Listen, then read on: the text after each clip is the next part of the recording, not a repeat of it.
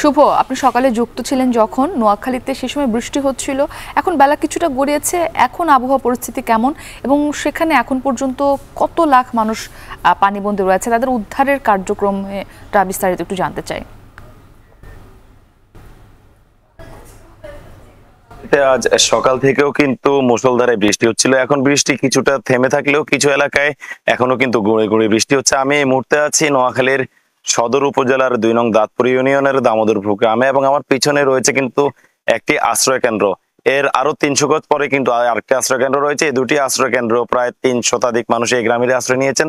তো আমি এসেই কথা বলেছি এখানে যারা আশ্রয় কেন্দ্রে আছেন তাদের সাথে। তারা জানিয়েছেন গত কয়েকদিন থেকে তারা আসলে কিছু পরিমাণ বিভিন্ন স্বেচ্ছাসেবী সংগঠনের পক্ষ থেকে খুবই সামান্য পরিমাণ সহযোগিতা পেয়েছেন। স্থানীয় যারা বিত্তশালী রয়েছেন তাদের সহযোগিতাতে কিন্তু তারা এখন পর্যন্ত খেয়ে আছেন। তবে ইতোমধ্যে তাদের আশ্রয় কেন্দ্রগুলোতেও খাদ্য সংকট দেখা দিয়েছে। বিশেষ করে যদি বলি শিশু খাদ্য এবং যারা বয়স্ক রয়েছেন তাদেরও কিন্তু খাদ্যের সংকট দেখা দিয়েছে বলে আমরা জানতে পেরেছি। তো নোয়াখালীর ৮টি উপজেলাতে কিন্তু এখন পর্যন্ত প্রায় ২০ লাখের মতো মানুষ যারা কিন্তু এখনো পানিবন্দী আছেন।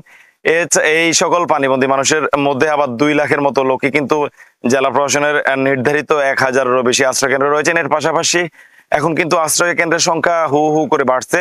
যতই সময় গড়াচ্ছে ততই বৃষ্টির পানি যুক্ত হচ্ছে, সাথে যুক্ত হচ্ছে ভারতের নদী থেকে উজানে নেমে আসা পানির ঢল। সব মিলিয়ে কিন্তু নোয়াখালীর পরিস্থিতি ক্রমশই অবনতি হচ্ছে বলা যায়। আমি আজ সকাল থেকেই খবর নিয়েছি নোয়াখালীর সেনবাগ, সোনাইমুড়ি, কবিরহাট, কোম্পানিগঞ্জ, বেগমগঞ্জ সহ বেশ কয়েকটি উপজেলাতে।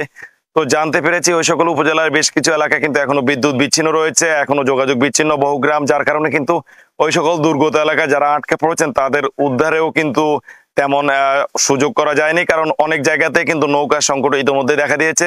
যার কারণে যে সকল দুর্গত এলাকাগুলো রয়েছে সেগুলোতে ত্রাণ সহায়তা পৌঁছানো অনেকটাই দুরূহ হয়ে পড়ছে। তারপরেও কিছু স্বেচ্ছাসেবী সুন্নাহ ফাউন্ডেশন, বৈষম্য বিরোধী ছাত্র আন্দোলন থেকে শুরু করে বিভিন্ন সামাজিক ও স্বেচ্ছাসেবী সংগঠন তারা অনেকটা জীবনের ঝুঁকি নিয়ে গলা পরিমাণ পানি সাঁতরে তারা কিন্তু ত্রাণ পৌঁছে দেওয়ার চেষ্টা করছেন। তো আমি কথা বলেছি নোয়াখালী জেলা ত্রাণ ও পুনর্বাসন কর্মকর্তার সাথে কিছুক্ষণ আগে। তিনি জানিয়েছেন চলমান বন্যায় কিন্তু নোয়াখালীতে এখন পর্যন্ত বিদ্যুৎ স্পৃষ্ট হয়ে এবং পানিতে ডুবে ১০ জনের মতো মৃত্যুর ঘটনা তারা নিশ্চিত করেছেন।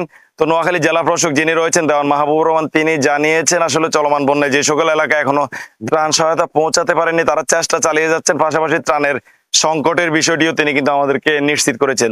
তো মুক্তি এই ছিল আসলে এখন অব্দি নোয়াখালীর পরিস্থিতি নিয়ে আমার কাছে সব শেষ।